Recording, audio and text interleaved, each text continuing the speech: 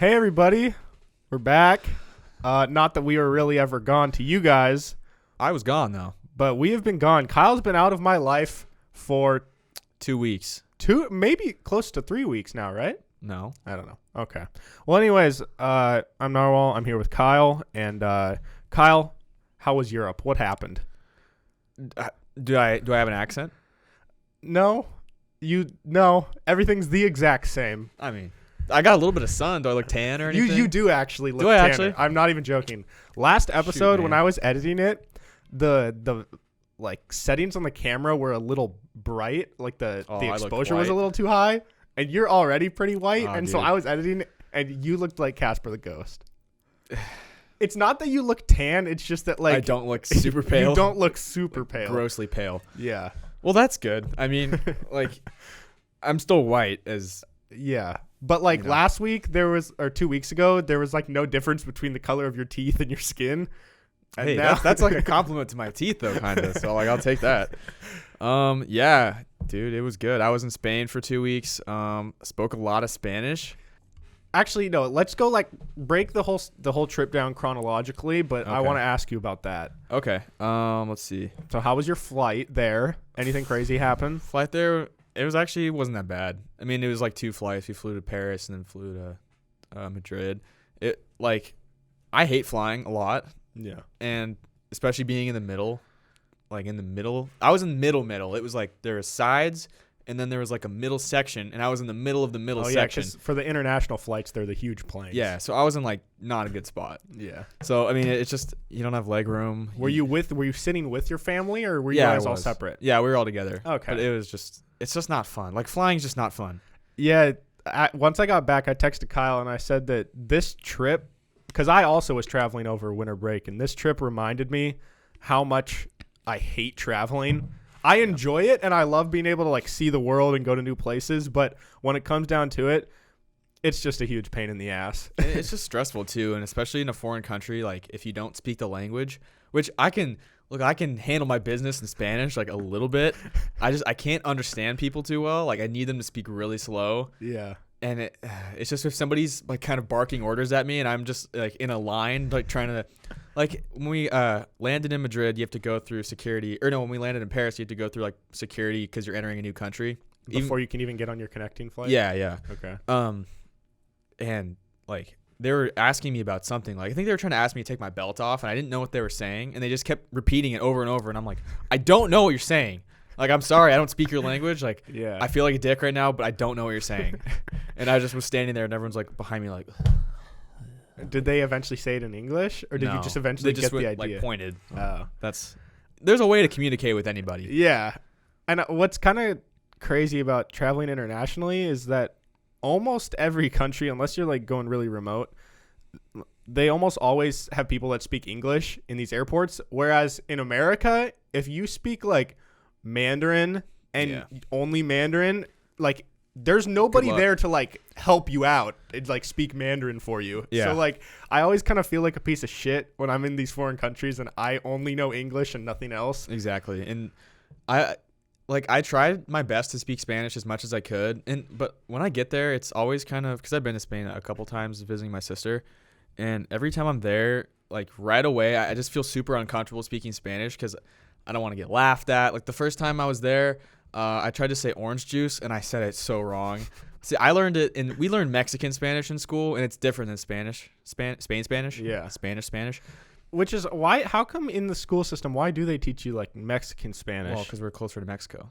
Like, what do you think worldwide is more common? Like the Mexican style of Spanish or like, I don't really know. I guess every type of Spanish in different countries probably has its own variation. Well, yeah, it's like a dialect. Like they'll say different things. Like in I forget one or the other. I think in Spain they say coche for car, Yeah. but in Mexico they say caro. I have such a bad accent. I can't roll my R's. Yeah. So I just have the white American Spanish Listen, but accent. you can speak better Spanish for someone who like just did like the basic minimum of Spanish in schooling. You can speak better Spanish than almost anybody I know that like didn't actually study it. You know what I mean? Yeah, and not to toot my own horn, but another thing about Spain is when you have to do they have lisp. On purpose? Like, on No, purpose? like they say Barcelona Oh. and like gracias. Okay. So like I had to throw in some like lisps in there. Wait, so every single person Yeah, has that everybody. lisp? Yeah. It's just like, It's just like they don't say like s for most of whoa. that. It's like a it's like a combination of Whoa. a s and a th. So it's It's not hard. really like a lisp if like It's not like every gracias. person. It's like gracias. It's just weird. But is it a lisp if like it's intentional? Like when I think of a lisp, it's like you can't say something the certain way. Yeah, I think it's an intentional lisp because like my sister's boyfriend, when he speaks English, he doesn't say like, "Oh, something's wrong here." Like he doesn't say that. Yeah. Oh, that's so weird. It's just the That's way cool, that they though. say their S's, I guess. And then Yeah. same with like the V's and the B's. Like the V, you don't say like verano for summer. Yeah. It's like a combination, like Yeah. All right, so you're in Paris, at the airport, then you go to Spain. Yeah. Okay. Trying to think of what we even did. Oh, okay. First what? Okay. Start this over. Whoa. So I said I embarrassed myself last time.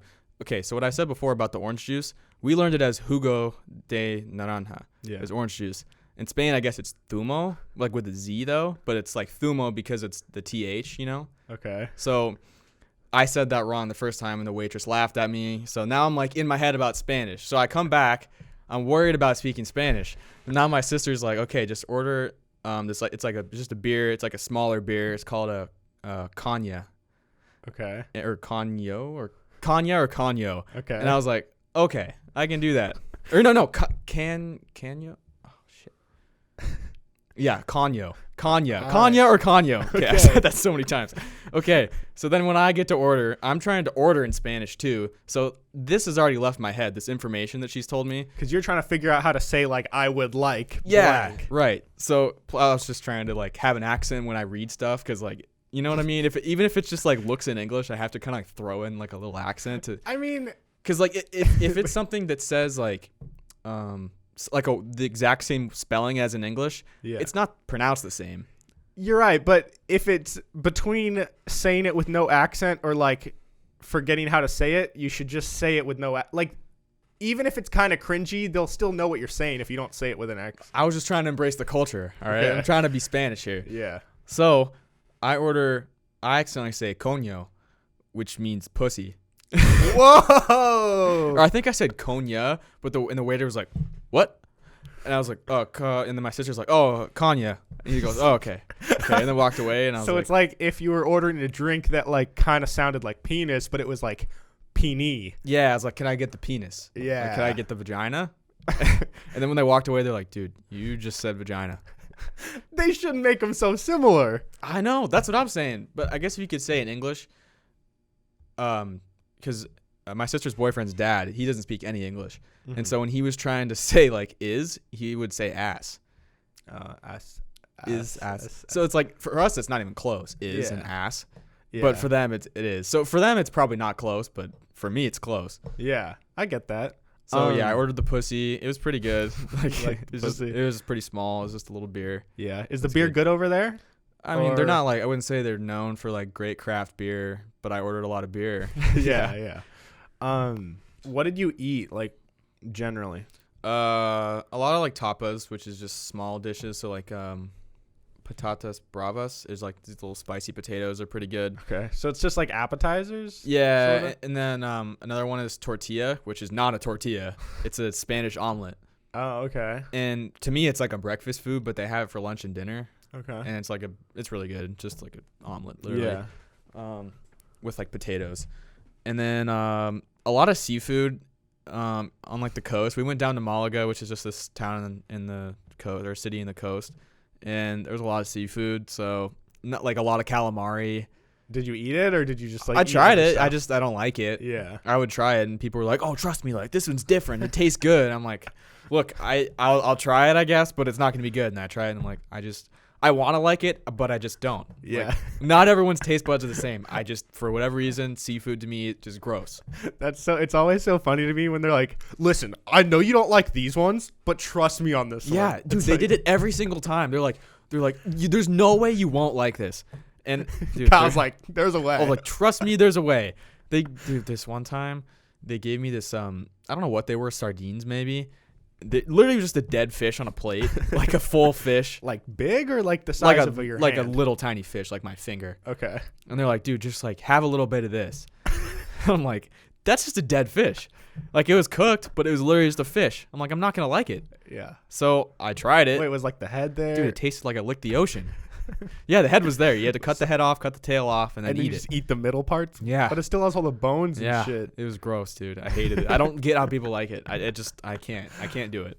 Yeah. I want to, but I can't. I mean, good for you for like being adventurous enough to try it. Yeah, but then I got to the point where every time they were trying to get me to try something because I would try it. And I got to the point where I'm like, look, I tried calamari at the last place. I'm not going to like it this time. Can we just stop force feeding me things? Yeah. But did you go, like, you probably got to a point where you were like going hungry because you're only taking a bite of this, a bite of that. Well, I mean, I would order my own food. They would just say, hey, try some of this. Or we would order like a bunch of tapas, and that would be one of them. They'd be like, oh, dude, try this calamari. It's so good, dude. I'm like, okay. Yeah. It's not, though. Yeah. Okay. So you got to Spain. Were you in Spain your whole trip? Yeah. Okay. Just different parts of Spain. Yeah. Okay. So when you got there, when did you go and live with your sister's boyfriend's parents? So this was for Christmas. So for Christmas, we went and met her boyfriend's parents. Very nice people. I love them. They're great. Okay. Jose and Rosa. Oh, they speak nice. zero English. Okay. So it's Victor is from Madrid.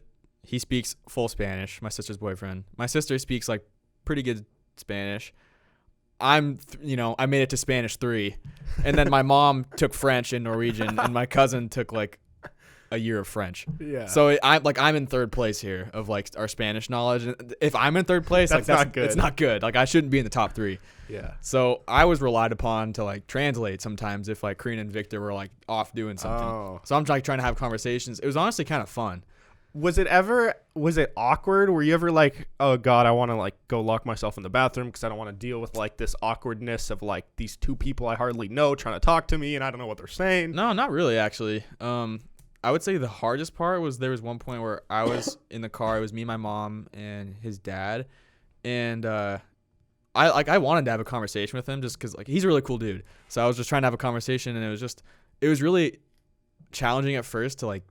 I wanted to say different things to him, but I didn't know how. Yeah. And so we found a way to have a conversation. It's just like cool that you can not really know a language, but you can kind of find a way to like talk about something even if you barely know the language. Like, wait, so what did you guys talk about? We were talking about basketball because we were talking about the Gasol brothers because they're from Spain, and we were talking about like sports and just like some of the athletes in Spain. So that's cool though. What did you like? How did you say it with your limited knowledge? Like, what type of stuff? Oh, I can't remember. I was like, okay, shit. Just no, but say it what you think you said in English. Oh, I was like, oh, what's your favorite sport? And what's the most common sport here? And he said like definitely soccer. And then I was like, okay, what's like second place? And he said maybe basketball. Oh, okay. And I was like, okay, I love basketball. This is great. And so then I was talking about like Pau Gasol. He was on my favorite team, but he just retired. You could say all that stuff in Spanish. Yeah, that's I was pretty like, good. oh, me gusta los Trailblazers, Pau Gasol, fue, and I don't fucking know, but yeah. Yeah, but like, I mean, I don't know them, but I would assume that like, they probably had a lot of respect for you guys for at least trying. And yeah. Like knowing enough to get by as opposed to just like not even bothering or knowing absolutely nothing. Yeah. Like, I mean, it was fun. And dude, so that first day, first of all, it was just, I was having trouble sleeping because of the jet lag. Like for whatever reason, jet lag destroys me. Yeah. And I just can't adapt very quickly. Especially going that way. But it was just exhausting trying to like think in Spanish. And it was a lot. Like I was in this different like headspace of trying to like think in Spanish. Yeah, you texted me and said you started dreaming in Spanish. Yeah, I had a dream in Spanish. That was like when I was like, "Whoa, am I Spanish now?" Like I had a dream in Spanish. It was I don't like really you remember it. It was just all Spanish the whole dream. Yes, like I was talking in Spanish. And it wasn't like it was good Spanish because it was me speaking in Spanish. So it was like just really like trying hard in my dream to have a conversation with somebody. But it was like somebody that I knew. Okay. So they spoke English, like, but we were speaking Spanish. Yeah. So. Maybe it was me. No, it wasn't you. I know who it was. Oh, okay. Yeah. So there's this book that Kyle and I both read, called what's it The called? Art of The Living Art of Other Living Other People's Lives. One of the few books that we've both read. Yeah. It wasn't for the only book we've both read that's not from school. Yeah, it was really good. But there's a part in the book when when the author tells a story of how his family went to, I don't know what country they were in, but it was a Spanish. Italy, I think. Okay, Italy, and they were living with or they were visiting this host family kind of for dinner, and the family spoke no English, and so they kind of did this thing where they would pull up like Google Translate, and they had this conversation between families through Google Translate. Yeah. Did you guys ever do anything like that? It was basically our Google Translate was Korean and Victor. So like we would say something and then I would try to say it, but if I couldn't say it, I would ask them. But my mom, like she'd have to go through them or sometimes through me to like talk. Yeah. And they would do that back and forth. That's so cool though, that like so your mom would want to say something to them, and so then she would say it to Karina in English. Yeah. And then Karina would relay it to them. Well, or she would ask like, how do I say this? Because my Okay. mom like knows A little. limited Spanish, like not a lot. Yeah. But Damn, dude, that's so cool though. I'm surprised you never had like anxiety about it, because if it was me, oh, I did. I was nervous. I would be so nervous, dude. Yeah, especially when I walked in, I didn't even know how to say nice to meet you. So I was just like, hola, soy Kyle. I didn't know what to say. Dude, and in Spain, they do the kissing on both sides. And so like that was giving me anxiety knowing that I had to do that. And I just like, I didn't know these people. Did it was feel so weird foreign to do to the me. kissing people? Yeah, it was just weird. Like, I don't know. Like, it's normal for people in Spain, but for me, it was just it really threw me off and it made me nervous. And then once Yeah. that was over, I would just try to like crack Spanish jokes and like throw little like a couple words that I would know. Like what? Can you give me one? Like we were looking through a photo album and there's like a picture of Victor's dad when he was younger, and I said, "Oh, muy joven," which means very young. And then he was like, "What am I now?" And I was like, "Joven." Nice. That's Yeah. cool. Anyways. Okay, so then Then we went to Malaga, which is a city in southern Spain, which is really cool. And we met up with our Swedish friends. They came down. and- Tobias. Yeah, Tobias, yeah. So, for those of you who don't know, I've actually met. So he's been like a family friend of your family for like forever. Yeah, forever. And he's from Sweden. Mm-hmm. And Luckily, they speak great English. Yeah, So, yeah. like, I don't know you any didn't have to Swedish. speak Swedish. Oh, dude, except for we were trying to say meatball, but I guess we were saying meat penis. Oh. So we were trying to ask how to say meatball, and it's schuttbuller or something, and we were saying, like, schuttballer, which is, like, meat penis. So that's why it's, like, it's scary for me to speak new languages, because I just start throwing out, like, Yeah. vagina, But meat how penis. come meatball and meat penis are so similar? I don't know. It's so dumb. I don't know. Exactly. But yeah, so I've actually also met Tobias because he came and he visited here one time. Yeah, all I remember about him is I remember we were at like the lake, sitting down like just chilling by the beach, and I asked him if Swedish people like Swedish fish, and he was like, nah, not really. Yeah, so I don't even know why they're named Swedish fish. They're not even from Sweden, I don't think. Yeah, but okay, so you guys met up with them. Yeah. So how far of traveling was that for them? It's like 4 hours. Oh, okay. So it's the same time zone, so like they're fine. We're still like dying of like trying to get on pace of our Yeah, so sleep did you schedule. ever when you first got there, did you like crash at like 2 p.m. or anything like that? Because like the first day we got there, Yeah, because when I went to Paris, you made that mistake. dude, I got to my hotel at like 3 p.m. and I slept till 9 p.m. Bro, and then I walked around the city for a few hours and I was all messed up. that's a mistake. That's a mistake that I've made, and I didn't want to make it this time. I would say the earliest I fell asleep, the first night I fell asleep at like 9:30, but then I woke up at like 1 for some reason. Your body's probably It's just all just- messed up. Yeah, so then I was up. It's like the first few nights I was waking up at like 1 or 3 or 4 in the morning. That's rough. It's pretty cool. Yeah, I remember during this time I was in South Carolina, which I'll talk about that later, but I would like text our group chat, obviously not expecting Kyle to respond because it's I'm the first one to respond. because it's like 3 a.m. over there, and then Kyle's texting back, and I'm like, what? Yeah. That's when you know I was having a rough night. Yeah, but the only way that I was able to get back on sleep schedule was just when the first day we got to Malaga, just me and Tobias just like went around, walked around, and like went to a couple bars just to like, I just forced myself to stay up till like midnight, Yeah. and then I fell asleep and now it's fine. Nice. Did you guys did you ever go on like a actual rager night where you guys would like go hard? No. Or was it just like a couple beers at a bar and then go home? It was mostly that, yeah. There was, dude, below our Airbnb in Malaga, there was 2 clubs. Oh. And, like, we were planning it. We wanted to go to one of them. Like, we all wanted to go to one of them. Like, our whole family wanted to go just one night just to see what it was like. Because, dude, it was so annoying. They said our Airbnb would be soundproof, and it just wasn't. And they didn't even mention that there was a club, I don't think, in it. So, like, I'm sleeping on the couch. So I didn't even have a room that I was sleeping in. I was sleeping on the couch. Yeah. And I just, in the middle of the night, like 2 a.m, I just hear, just like through the wall. Like, yeah. Like, I wouldn't even hear the music. I would just hear the bass. So I would just hear,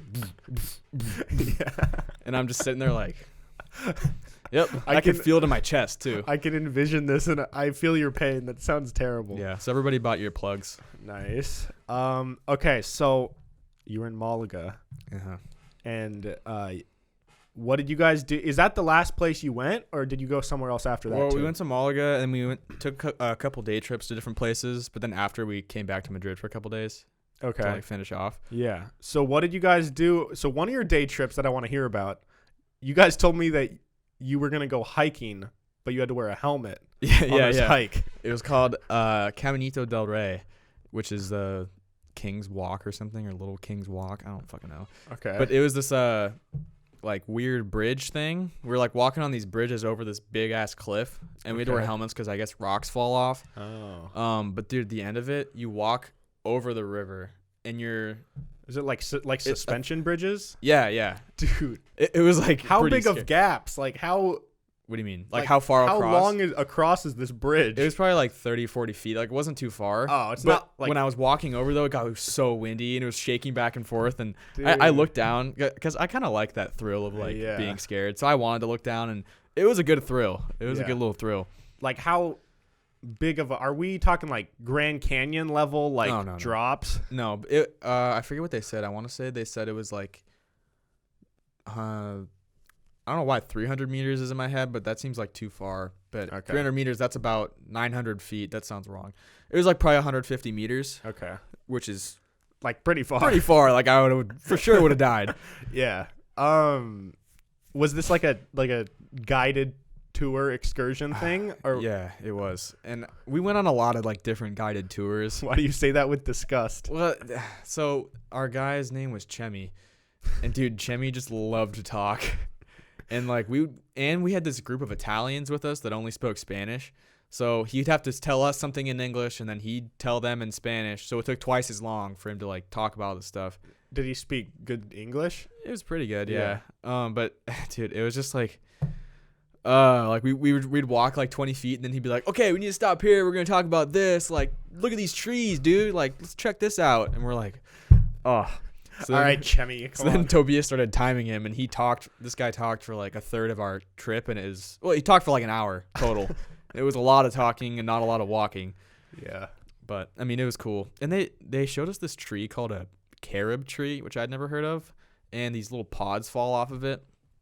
And apparently they taste like chocolate. Okay. So Chemi gave us one to like try when we left, and we forgot about it. And so we tried it like the day we were leaving Malaga, and dude, it smelled like straight up smelled like a foot. Like, have you ever just like smelled a foot before? Like a sweaty foot or just like a regular foot? Like bad foot. Okay, so like foot after a hard workout at the gym, and you got like foot acne. It's like, do you ever like clip your toenails and then like accidentally smell your hands, and you're like, oh, it's kind of when like you get. It's that foot smell. It's a certain smell, dude. It literally smells like a foot. Okay, but a dry foot smells different than like a foot you've been like fidgeting with. Yeah, because then there's like that light layer of like kind of sweat or like potentially fungus. Do you know the feeling where it happens to me before I go to bed? But like if I fidget, so you know how when you're playing Xbox, your hands get sweaty. Of course. Yeah. So my hands don't usually get sweaty when I'm playing Xbox, but in certain situations, if I'm what are you? No, let me drinking off my feet sweat. Is that what you're trying to say? No. So my hands usually don't sweat when I'm playing video games. They usually don't sweat in general. I think you're a rare breed for that. Yeah, it's nice because my sister. Oh my god, dude. Okay, my sister on the plane ride to South Carolina, she gets like really nervous on planes. She doesn't have like super bad anxiety, but she just has like weird physical traits, and like one of them is her palms sweat Dude, all the time. I though. feel that. But when we were taking off on the plane, I guess it goes overboard. She said, "Feel my hands," and I felt them. It literally felt like she got out of a pool, dude. Like she could have wiped her hands on her pants and like stained them with like, they were that wet with sweat. I've been there. It's so gross. But I have been there. anyways, what I'm trying to say is I usually don't sweat, but like I have this thing where before I'm going to bed, sometimes I'll like clip my toenails, or like that's usually my toenail clipping time is before In bed. your bed? No, I'll like sit on the edge of the bed and like clip them or whatever. Where do you clip them into? Just on the ground, and you pick them up. Oh, okay. I thought you were just like leaving them hit like willy nilly, just like toenail there. I'm like, you are an animal. No. But who knows? I might lose like 1 or 2 toenails here and there, because if it's Hey, that piles up though. yeah, like If you're doing it like once a week, that's a toenail a week. yeah. But so if I touch my feet for like 3 seconds or less, everything's normal. Okay. But as soon as I fidget with my feet Start groping your feet. for more than like 3 to 5 seconds, both my hands and my feet get like they don't necessarily start sweating, but they get like stickier. Do you know what I mean? Are your feet sticky? No, it's like the feeling where It's that like hand-foot connection. the It's like when they line up for long enough, it starts like something starts happening. Well, no, it's like preemptive sweating. It's like it's priming itself for when it's Yeah. gonna sweat. I know that feeling. You know, but like when you're kind of stretching before the gym, maybe you're not necessarily sweating, but your body is stickier. yeah, you ever like kind of start to sweat and you feel like prickly kind of?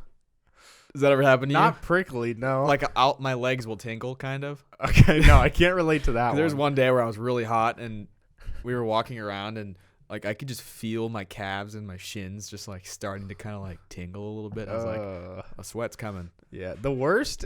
Wait, so but before we move on, Okay, you can't sorry. relate to that sweatiness of the feet. No, I can. My feet and hands are always sweaty. So, But like even if you don't touch them, will your feet be sweaty? sometimes. Okay. See, my feet will sweat, but it's only if something makes contact with them. They won't just sweat on their own. If you put gloves on, would they sweat?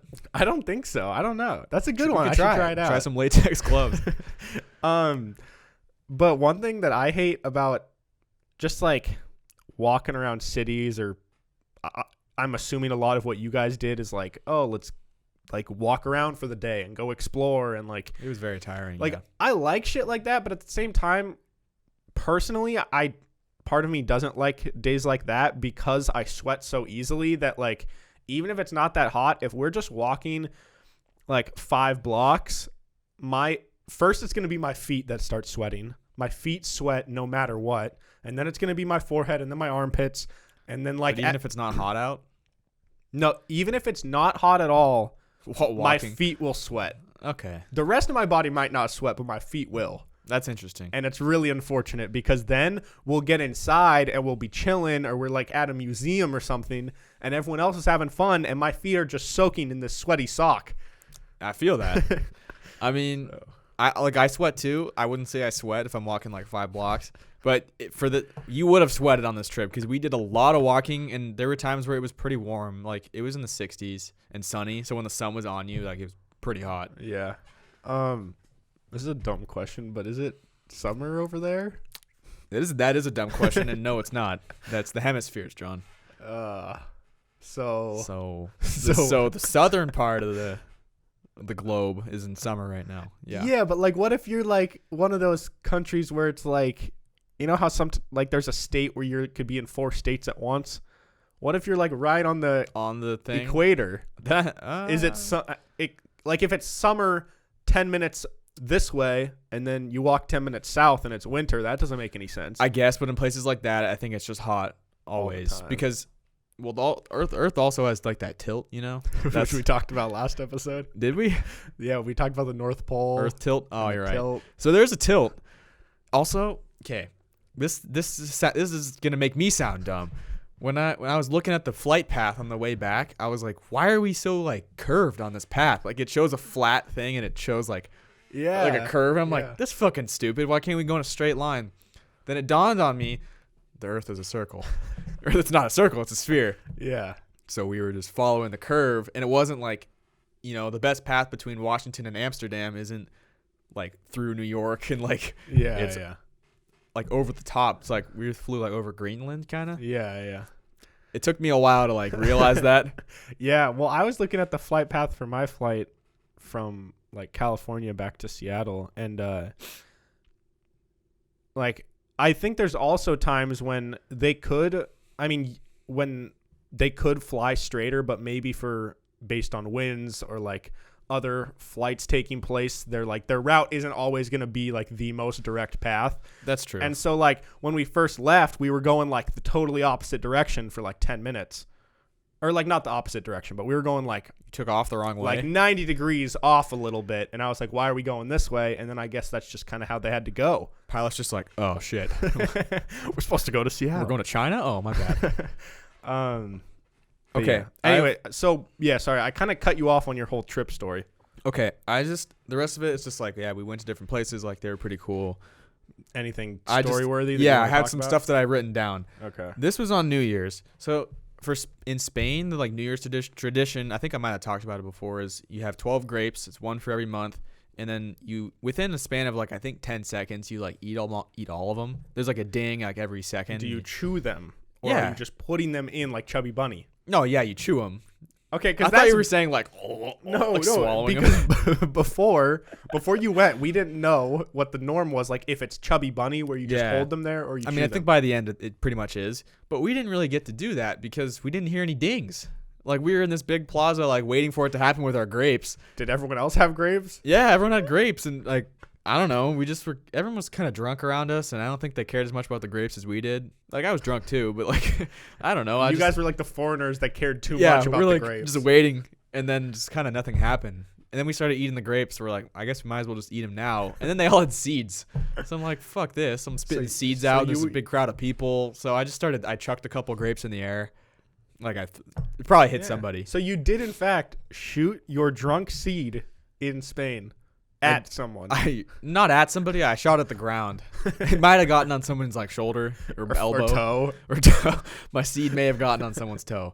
I did shoot my seed in Nice. Spain. Yeah. Not many people can say they drunkenly shot a seed I'm sure a lot of people in can say that. Spain On New Year's, I'm sure a lot of people as a tourist from Seattle. There's quite a bit of people I'm sure that have.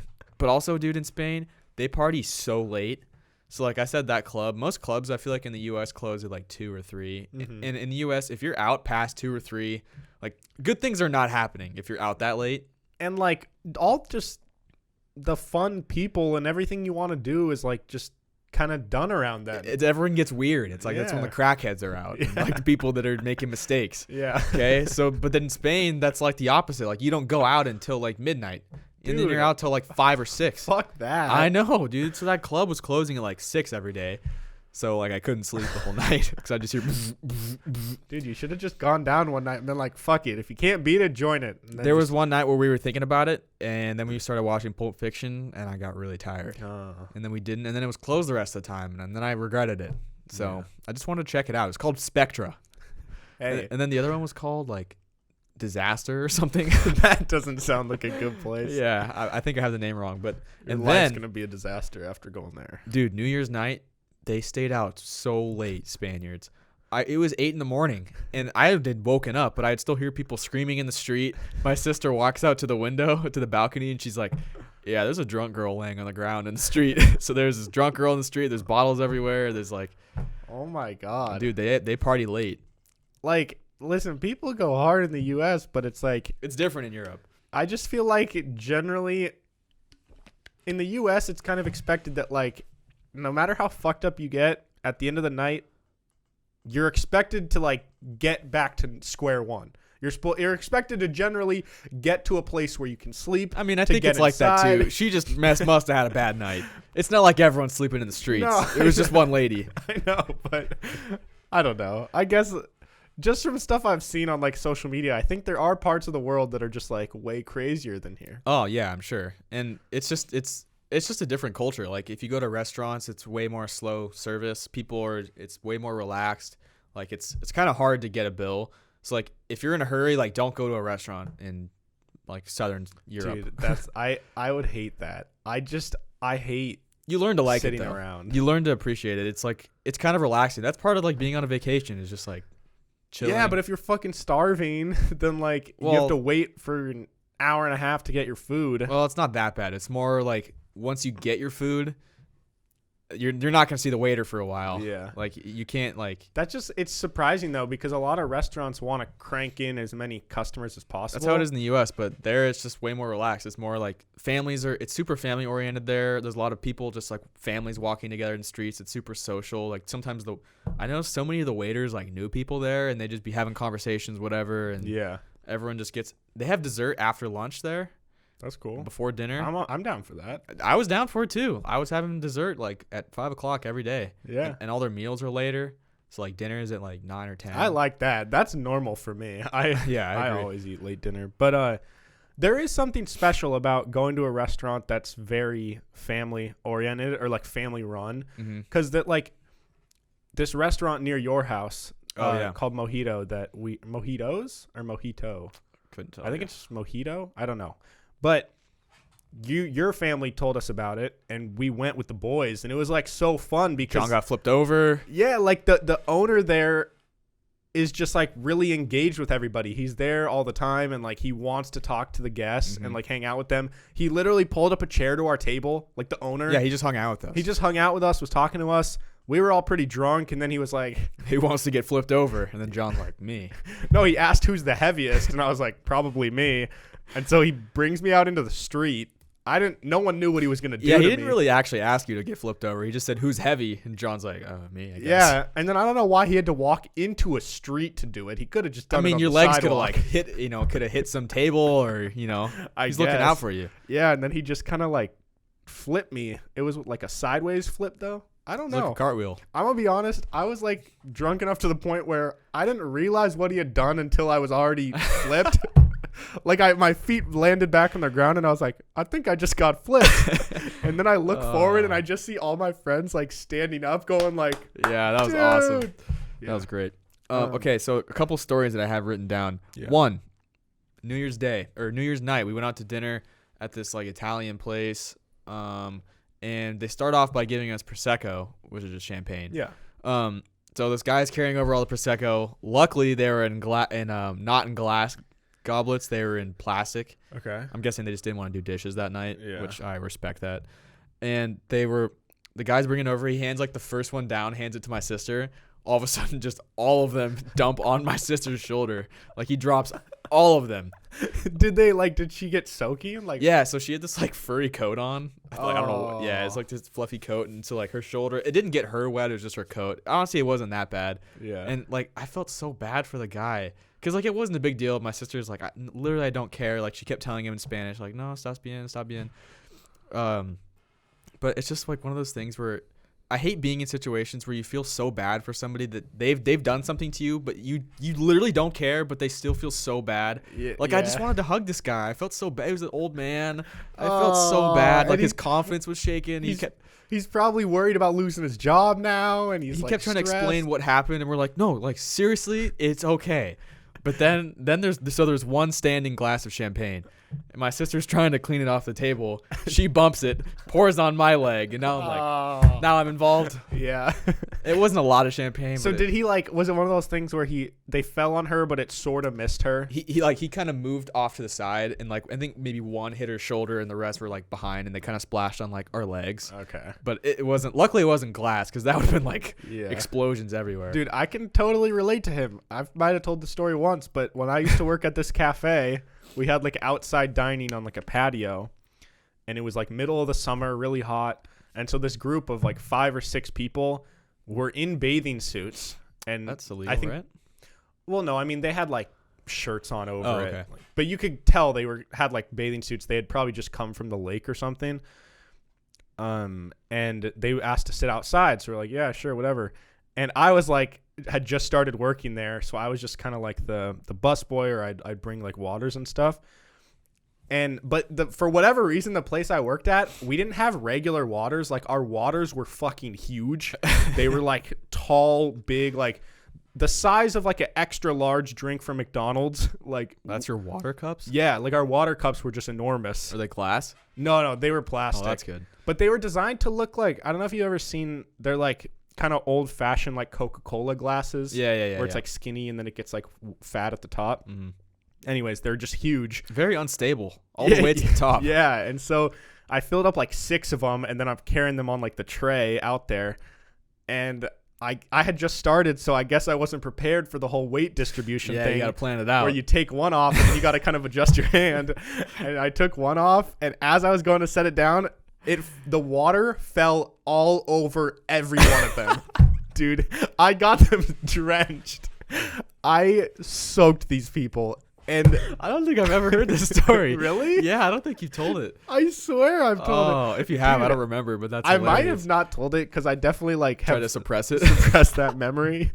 Dude, but thank God they were in bathing suits. Oh, they're like, I'm wet anyways. Yeah, dude, they were like, "Oh, dude, it's okay. Like, I don't care." I think they still cared. I mean, you care because I got one of their phones pretty wet, and like that could be bad. Yeah. Dude, oh my God, the worst part, this patio is like right outside of the restaurant, but the like basically the whole restaurant is looking out this window. Oh, so everyone saw. Yeah, so all my other coworkers saw it, my boss saw it. Were they laughing at you? No, as I walked in, they were like, "Dude, like, what are you doing?" Like, they were. My boss was really mad because obviously it's not cool to spill. But you got to be a little understanding, like especially if you just started.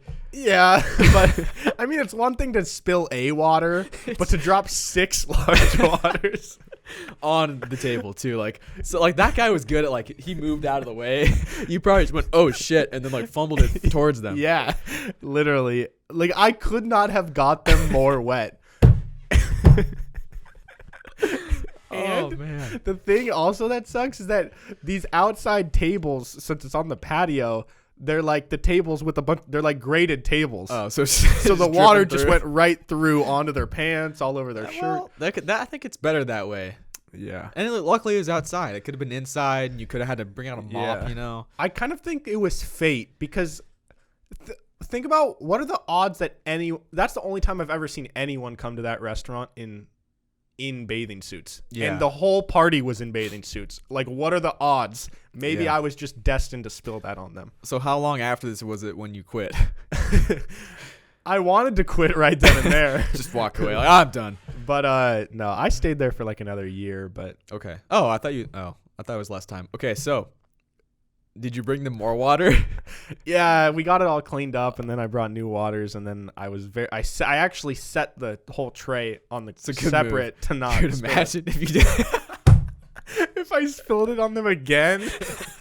Dude, I would have quit. Just like, all right, I got more water. Oh shit. Dude, that would have ruined my life. I don't think I'd ever be the same. Oh man, that's pretty scarring. I feel like most people that have worked in restaurants like that have spilled stuff on people. Yeah, it's pretty common. Like at the table, even Tobias was like, "Yeah, I worked at a place for like 2 weeks and I dropped like coffee on people or something." Oh, sorry. Okay, I keep cutting you off. Go back to your stories. Okay, so. Yeah, that was New Year's story. We all got Prosecco'd. It was like the Spanish baptism. Nice. Just getting champagne poured on you. Okay, next. We were at this. It was the last day in Malaga. It was our last time with our friends from Sweden, and we were at this restaurant, and it was the day after New Year's. So like, dude, the whole restaurant was hungover. Like there was a group of just a bunch of guys, and in Spain, it's so loud at all restaurants. Like. Mm-hmm. People are just super social and they're super loud, and you just know when you're in a Spanish restaurant. It's just loud. It was so quiet. All these guys, just this group of guys, just like all sitting there, just like on their phones, like eyes half open, just like really tired, getting breakfast on New Year's Day. Yeah, okay. So it was like the night after or Yeah. day after. And so our waiter, I think he was also hungover. They didn't have like anything. I tried ordering things, and he's like, "Nah, we don't have that today." And this guy was like the most chill waiter ever. He's like, "Sorry, man, like we don't have it." Yeah. I'm like, "All right, can I get this?" He's like, "Yeah, we don't have that either." I'm like, "All right, dude, whatever." I bet like the cooks were hungover and they're like certain things they just don't want to make. Yeah, like I ordered orange juice and it's like freshly squeezed there, and he's just like, "Yeah, we don't have that today." I'm like, "All right, man." And so this guy, like, we were trying to leave, and we kept trying to get his attention to like give us the bill, but he was like the only one working there. Like they only usually have 1 or 2 waiters, so that's why it's really slow, part of it. But this guy, he's just like the most chill waiter ever. Like he doesn't give a fuck about anything. Okay. He brought me the wrong food, and then I was like, it's fine, like I'll just eat it. And he's like, all right, cool, like whatever. And this other random dude brought me 4 plates of things that I didn't order. He just brings out 4. He's like, you got the 4 ham and cheese, right? I'm like, no. He goes, oh, you guys ordered 4. And then like our waiter comes over, and he's like they're going through it, and I can hear him like just like talking in Spanish about it. He's like, there's nowhere does it say 4 sandwiches. And this guy's like, I don't know, dude, I made 4 sandwiches. So I'm just like, I'll just take one of them, whatever. It was like 2 college kind of guys, or like in their 20s, and they were both hungover, maybe still drunk, I don't know.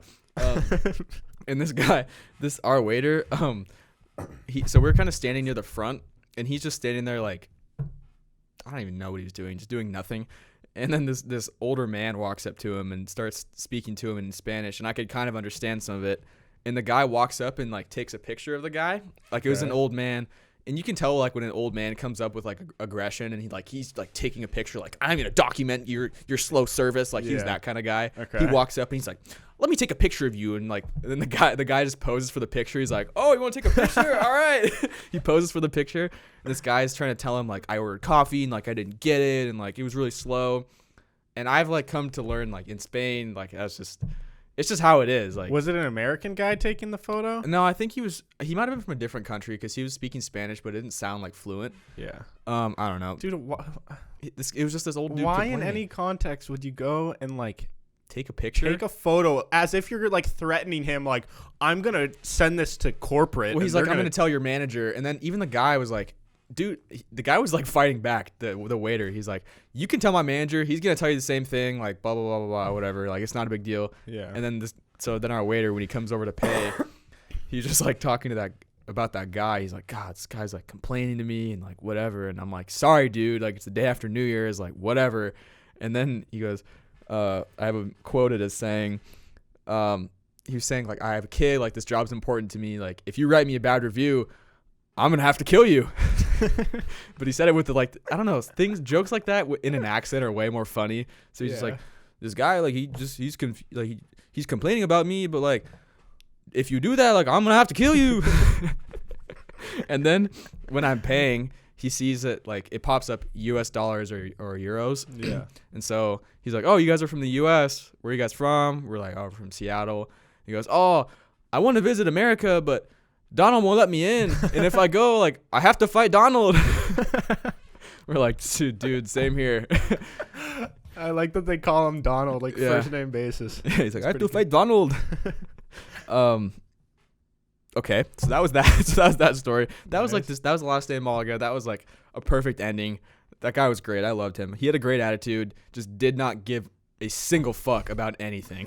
Yeah, I mean, you have to respect people like that. Yeah, dude, he had the best attitude ever. Yeah. He's getting chewed out by this stupid white dude, and he just posed for a picture and like told him like fuck off.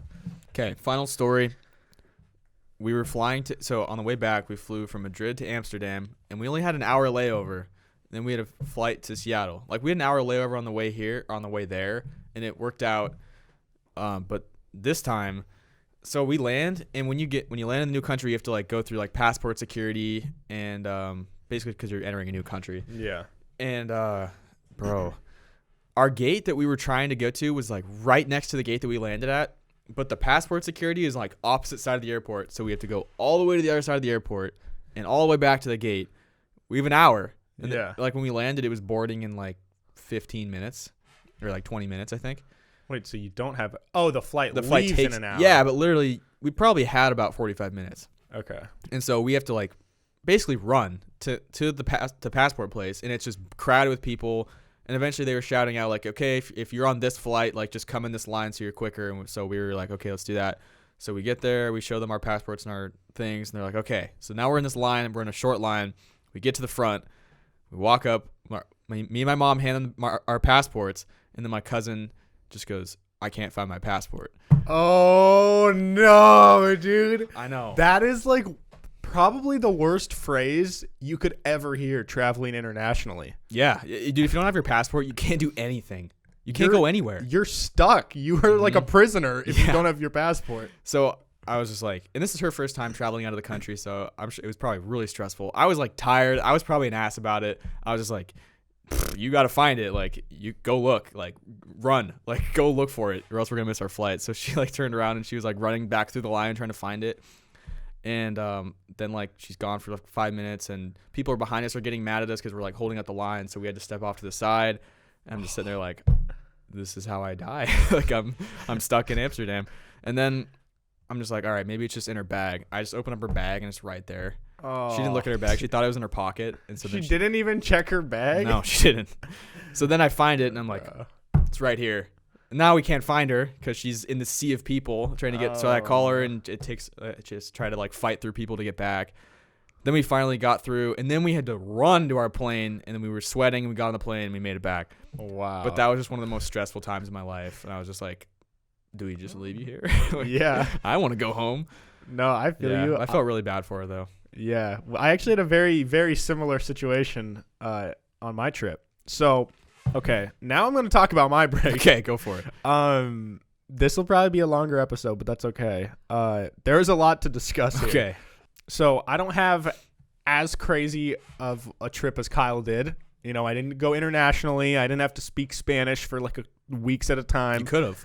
But I saw my first MAGA hat in real life. Really?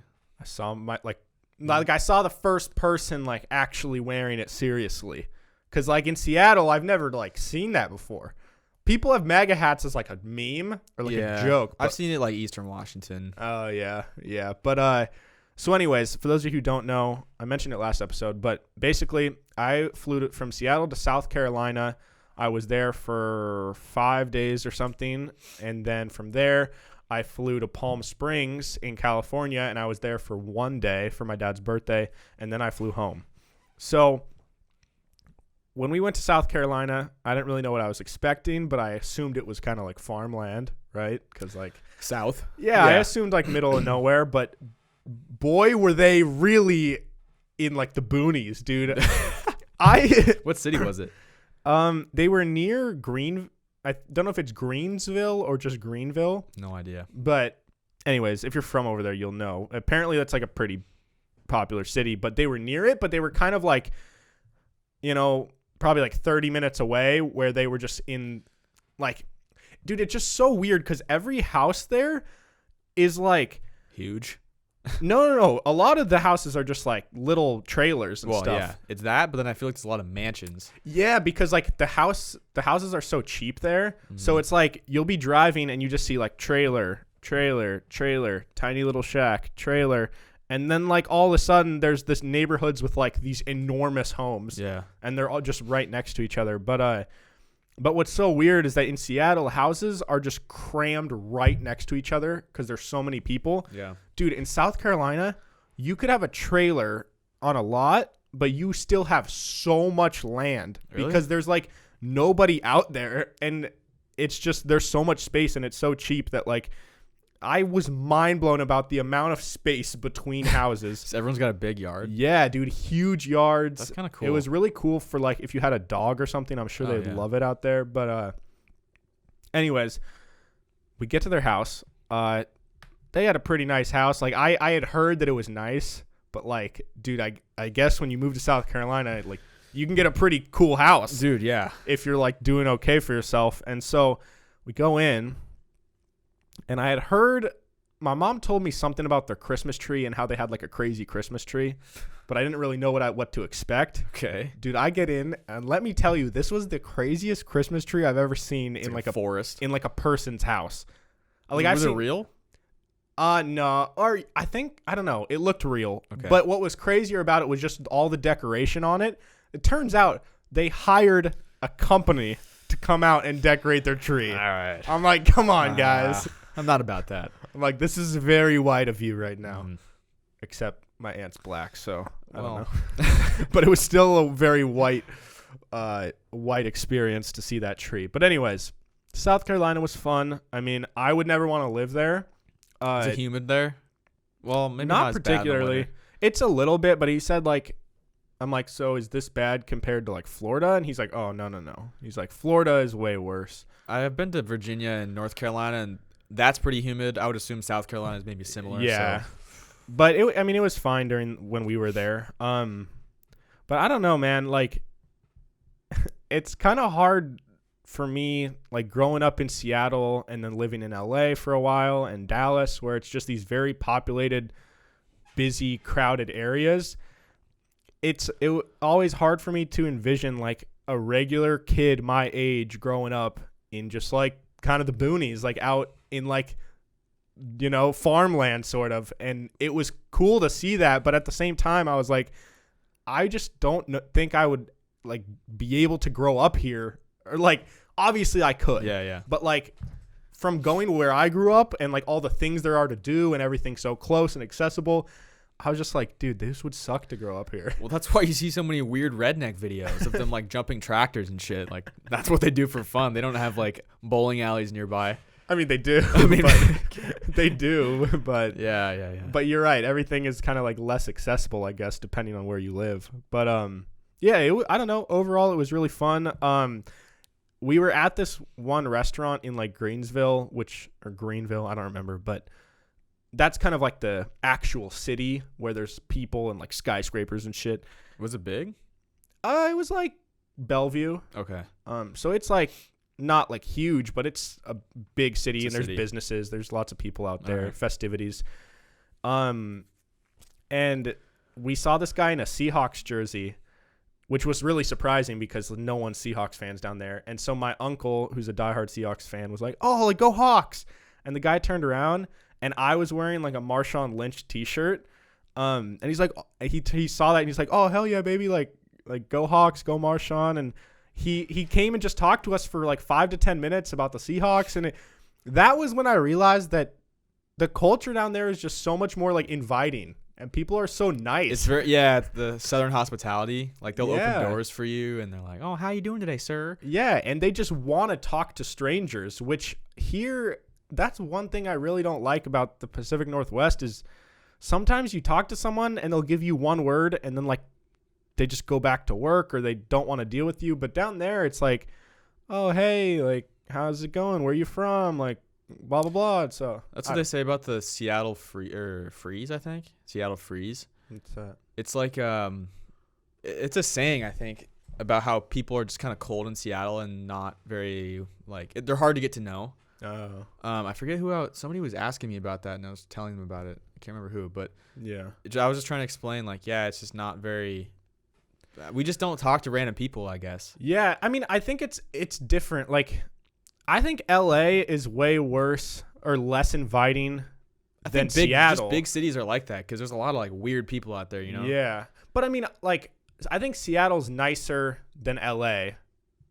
Like, I've lived in both, and I think Seattle's way more inviting, but I think Seattle doesn't even come close to what I experienced down there. Definitely. I don't know, man. It was so cool. He looked like he was probably like 24, like probably just out of college or something, and he was like, he had his accent, like everyone's accents are really cool, and he was basically saying that he was so shocked that to find another Seahawks fan because he's like I'm literally the only Seahawks fan down here because he said that he grew up I don't know, one of the other states around there that doesn't necessarily have a team. And he's like, the closest team was the Panthers, but I didn't want to root for the Panthers. And he's like, I always liked Russell Wilson. I think he's a really respectable guy.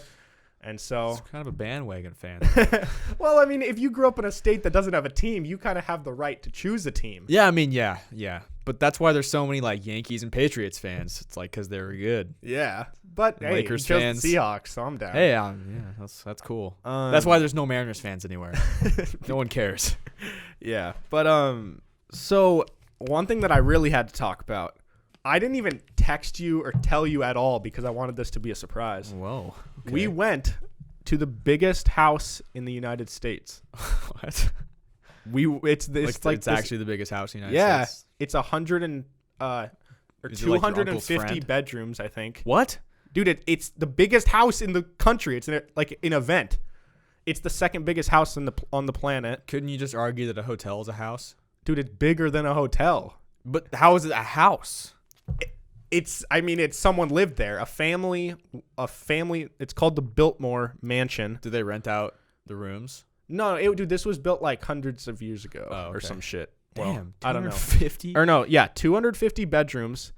And the property that they own surrounding the house is 125,000 acres. Which, to put that into perspective, my parents' property, I asked them, they have like a pretty big property here. There's like a lot of space, and they have 1.6 acres. Oh, jeez. And this person's property was 125,000 acres. How many acres is like Seattle? I don't know. Let's check. Or Sammamish. That's How many acres is Seattle? Dude, wait, what? I just looked it up and it says the city has 5,540 acres of parkland. But what's parkland? I don't know. Maybe that's just like other land that's not city, you know? Dude, all I'm saying is 125,000 is enormous, dude. It was huge. farther than you could see. It's probably more than Rhode Island. Dude, it was huge. And so how much like I've been down in Southern California near San Luis Obispo, there's this place called the Hearst Castle, which is literally a castle. It's kind of like a similar thing where it's just this excursion. Like you go, you buy tickets. There's like tour buses. Then there's guides that show you around this house and tell you the history of it all. And I had been there with my dad one time. And so I was expecting this place to be like kind of the same thing. Bro, this is crazy. Was insane. First of all, it's the 250 bedroom. That's just the bedrooms, by the way. They're all probably super nice. There's like gun rooms. There's like billiards rooms. There's gun room. Well, it's called a gun room. That's I think it was like south. a betting room, like a gambling room or something. I don't know. I don't think it was like actually guns, but okay. All my guns. Bro, there was everything. There's like an enormous swimming pool that you would find at like a community center. Damn. But like the whole house is, I don't know, like very old. But I'm not going to say how old because I have no clue. But do people like stay there like a hotel? Like you can rent a room? No. It's only like a visitor excursion thing. Oh, that kind of sucks. What? Well, there's like a pool. Why do you have a pool? Well, it's empty, dude. It's so old. Yeah, bro, like fill it up. I'll jump in. This place is like too old for people to like use it. Hey, I'd use it. That's all I'm saying. And like I think it said something about how there was like always like at least like 50 employees working full time for this family, and the family used to live in the house, but then they got to a point where they just got so rich that they just wanted to turn it into like a excursion for people to come look at this house they've built. You know what just dawned on me is that was probably a big slave plantation. It's not that old. It's not that old. Well, slavery's not that long ago. I don't think that. How old are we talking? What is this house called? I'll look up when it's from. The Biltmore Mansion. Bilt. It is from 1895. So slavery was over, I think. When was slavery abolished? Fuck. This is definitely before that. 1876, I want to say.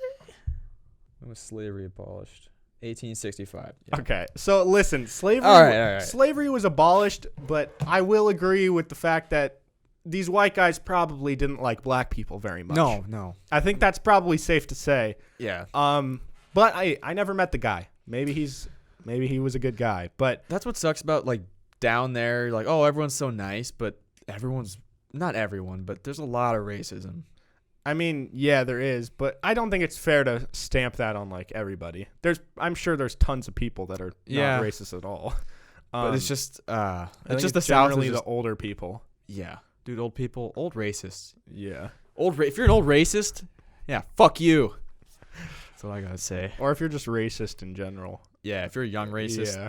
That's almost worse if you're a young racist. Because like, figure it out. If you're old, like you lived in a different time, it's more acceptable.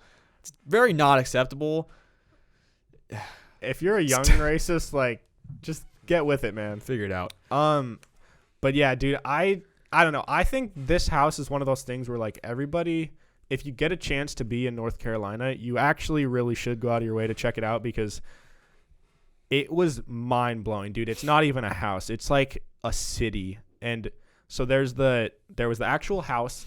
Then there's like a whole garden, which is way more than a garden. It's like a just forest. like a whole indoor forest thing. Indoor. It's like a greenhouse kind of, but it's like huge.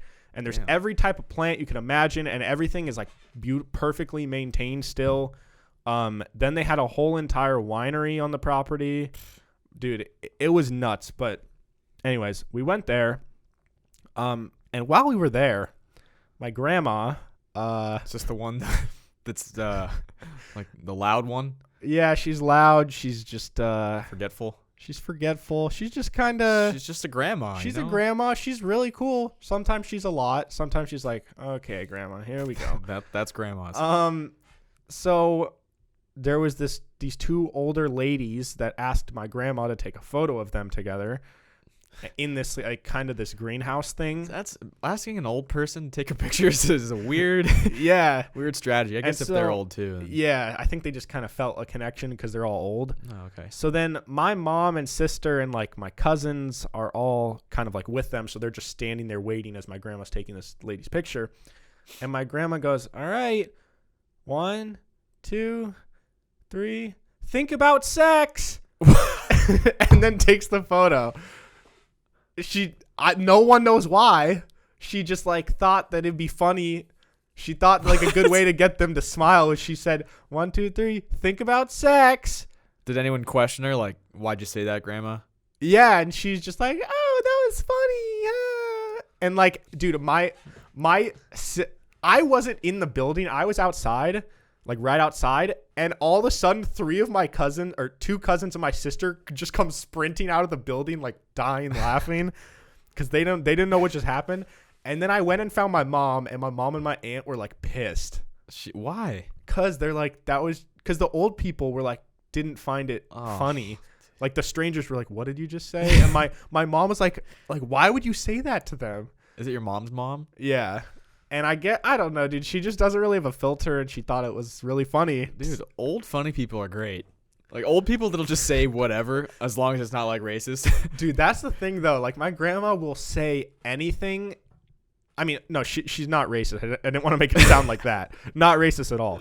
But she'll say anything with no filter, even if it's very rude to you.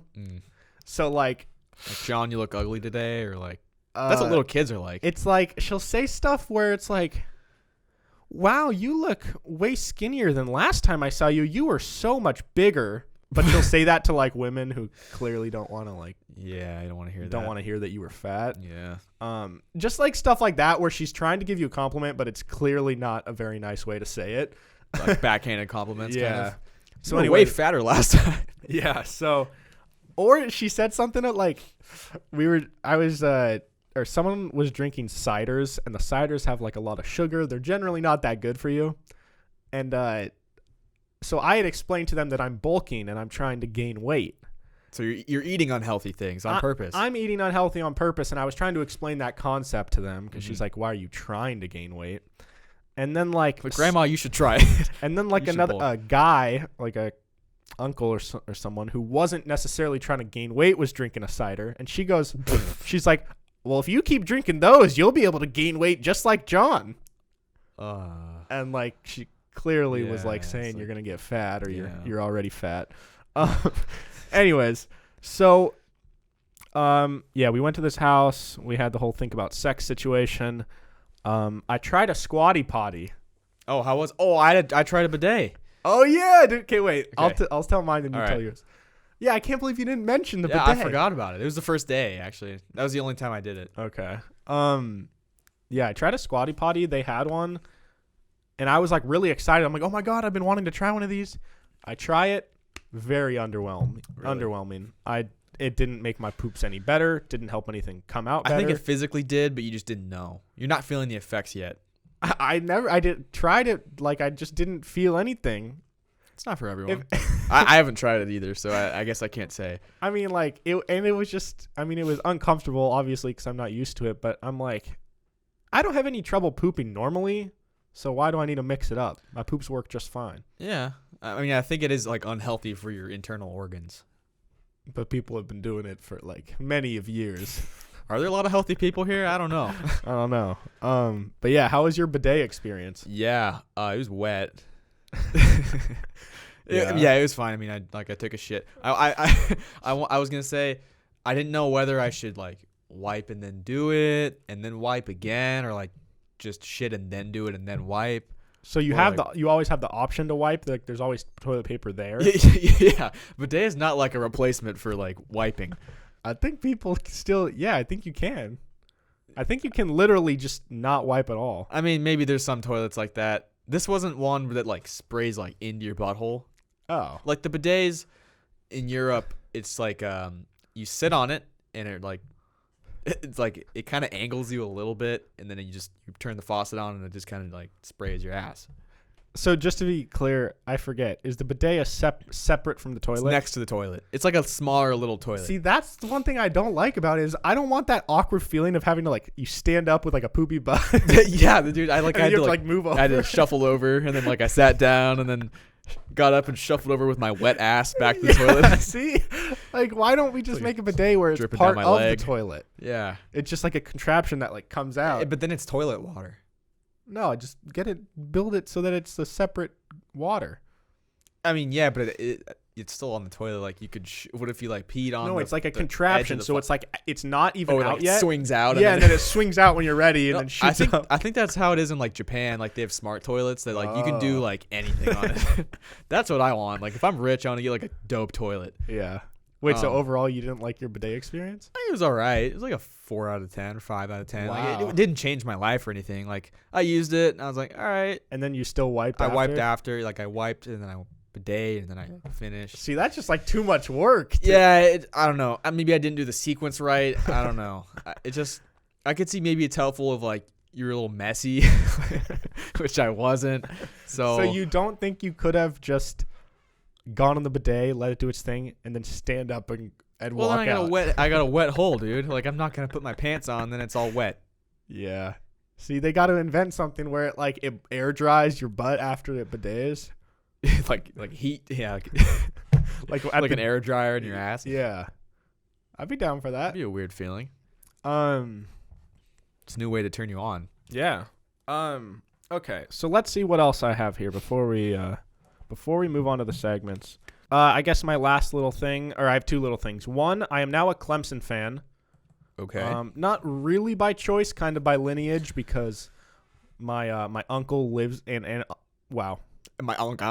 My aunt and uncle live there, and we visited, and everybody where they live is Clemson fans, and so they gave me a bunch of Clemson merch for Christmas. But if you had an uncle in Boston, does that mean you're a Patriots fan? Probably, I probably would be. No, you wouldn't be. Yeah, you can be if you have. What's the team you family- hate the most of any sport ever? Patriots? Probably like the Lakers. Okay. So if you grew up in LA and your like uncle's a Laker fan, does that mean you're a Laker fan? But that's different because there's Lakers and Clippers, so I have an alternative. I would just choose the Clippers. No. Okay, but you're not helping my case here. I know, because I'm Okay. dude. If you have family in a place, you have a right to be a fan of that team, even if they're a rival of your team. If family is involved, you can be a fan. I think. I think for the casual sports fan, it's maybe that way. But if you're like diehard about a team, like if I had an uncle that was a big like Astros fan, like no. Yeah, I can't get that, do but that. that's because you're a diehard sports person. I'm not. Okay, so that's where we differ then. Okay. So moving on, the last and final thing I have to say about my trip before we move on to our segments here. I also almost missed my flight, Oh. but we made it by 1 second. What? Yeah. So, well, I mean, basically 1 second. Being stressed at the airport sucks. Dude, that's the worst. And I don't get. There's people that like prefer being stressed and like getting there like later. I try to Then- get there pretty early. Dude, I would rather get to an airport 4 hours before my flight than be rushing around the airport. Because when you're there, if you're there early, that's fine. You can just chill. You can watch Netflix, listen to music. Like, that's the type of shit that I enjoy. Just chill activities. You can do whatever you want once But I'd you're rather there. chill at home than chill like in an airport. I don't mind airport chilling. I like airport chilling. I don't. Well, that's good that you were stranded in Denver because that was perfect time for airport chill. Yeah. But So we were in South Carolina, but when we left, we flew out of Charleston, which is in North Carolina. No? No. Charleston, South Carolina. All right, maybe not Charleston. Charlotte? Charlotte, There you North go. Carolina.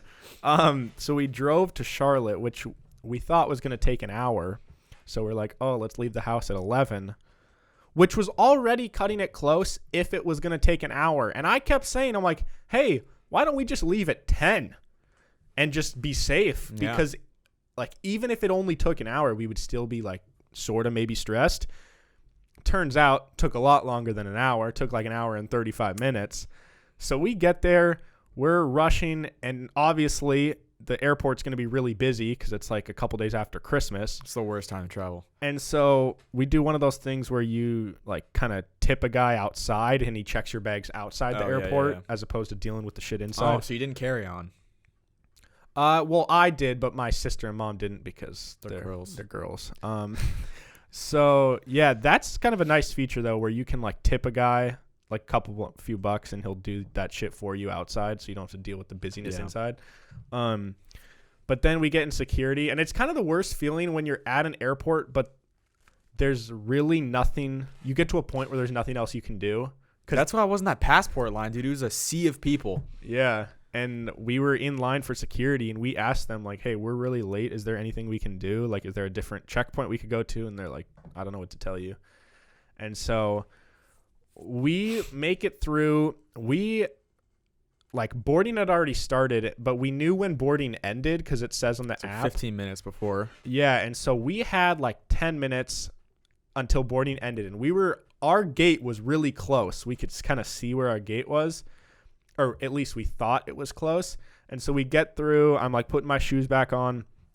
My sister, right when she finished, she sprinted down to get to the gate to like tell them that her family's coming.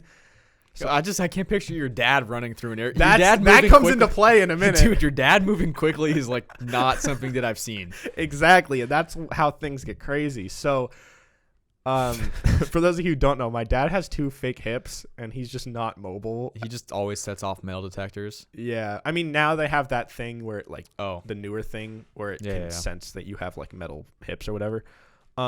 Anyway, so then my sister gets through first. Then I get through. I run down to catch up with her. My mom and dad are a little bit behind, but they're like right behind us.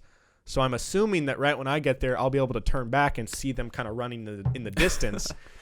But as I get to the gate, I'm like, my sister's there talking to the lady, and I'm like, how much time do we have? How much time? She's like, you have 2 minutes.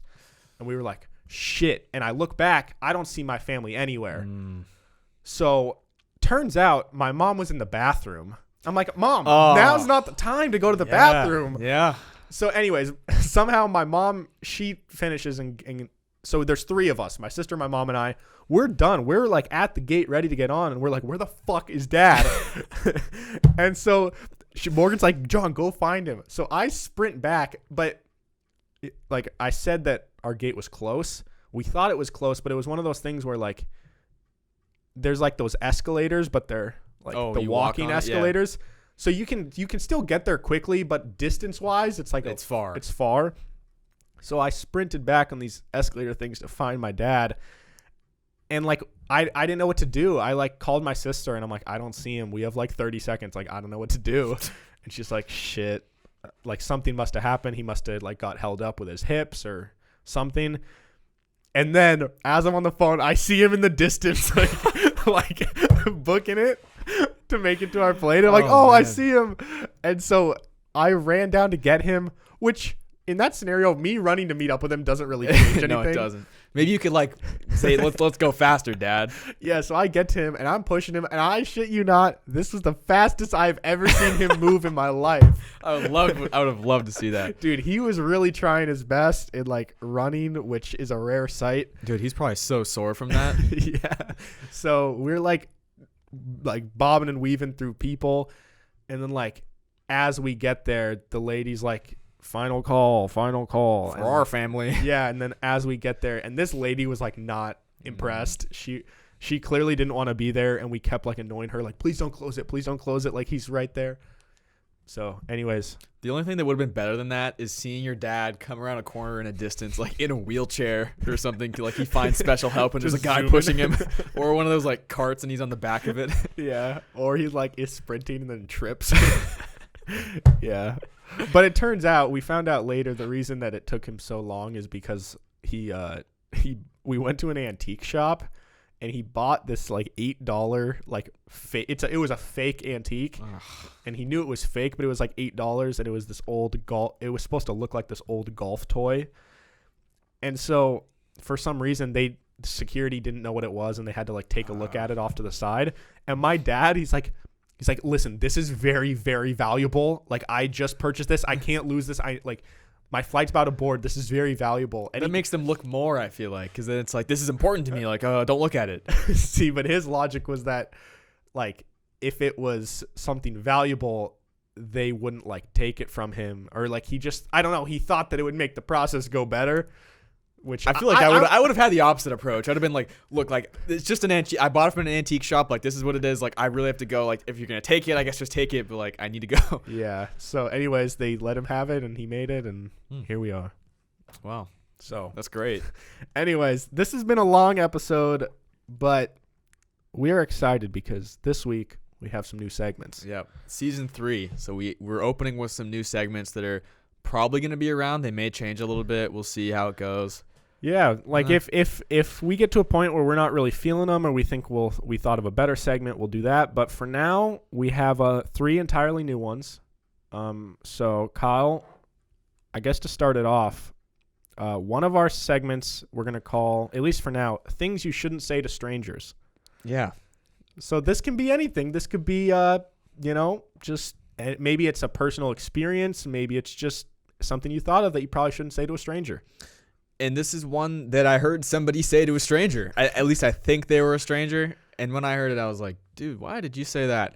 Yeah. All right. What is it? What happened? So I was on the bus we were coming back in the light rail. We took the light rail back to, we were going to take it back to UW and then drive back. But the light rail was down, so we had to take like a shuttle from one of the stops. So we're on the shuttle, and in the background, it was dead quiet on the bus. And then, of course, there's that one dude that's just so loud. That's like one of my biggest pet peeves is when you're loud in a public place Yeah. and everyone's quiet. It's like, dude, just talk a little quieter or don't talk. Yeah. And he's talking to this girl, and I think they didn't know each other well because they were like, it just didn't seem like they really knew each other too well. Yeah. And they were talking about, what's that? Get Out, the movie Get Out. They're talking about movies. They're talking about Star Wars. They're talking about Get Out. And then I just hear this guy say, "You're black, so you probably understand it better." Oh, no. Yeah, and I'm just like, oh, and it's so loud, dude. This guy talks so loud. And they're just talking about, this allegory theme. He goes, "Oh, yeah, you're black, so you'd probably understand it better than me." And she was just kind of like, "Yeah, I guess so." Yeah. So don't say that to people. Yeah, I mean, listen, there probably are times when, like, if someone was like, "You're white, so you would probably understand this better." There are times when I might understand something better because I'm white. Yeah. But you don't say that to a stranger. Yeah. From a different race stranger, you probably don't say that to them. Yeah. Although, I mean, you probably just shouldn't say that in general, but unless you know especially somebody well. Yeah. Like, Yeah. if it was like, If you're joking around or whatever. Okay. All right. Well, mine has not necessarily happened, Okay. but a while ago or a couple weeks ago, I was talking to Kyle about how, like, I don't really know anything about STDs.